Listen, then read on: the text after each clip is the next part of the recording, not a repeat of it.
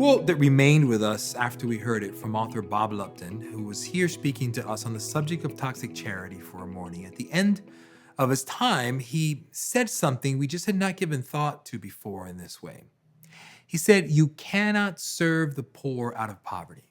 You can't come up with enough programs or services that would literally elevate their state. In fact, what the poor need most, and this is true, I believe, for all of us, is a caring and connected neighbor." I've given that a lot of thought. It does make sense that if you're in a neighborhood of concentrated poverty, you might know someone who cares enough to help you out, but if they don't have access to opportunities that you don't have access to, their ability to help might be limited. Or if you met someone who did have access to opportunities, but they didn't have a real relationship with you, their willingness to help would be limited.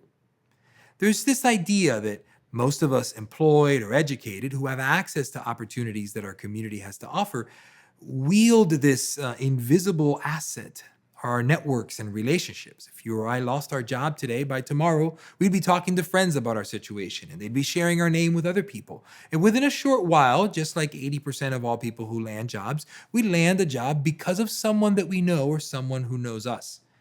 But if you're in a neighborhood of concentrated poverty, you're much more likely to ask someone for money than you are to ever think of asking them to lend you their good name. At the end of our time with Bob, he shared the story that simultaneous to the time that he was trying to coordinate an employability program to train people with skills to find jobs, his son had asked him to help him get a job. And he knew someone in his church who owned a company. And after the introduction, a few days later, his son was working there.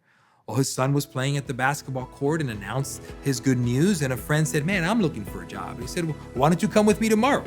And within a day's time, without raising money, hiring staff, writing curriculum, or developing a program, his son had found a job for his friend.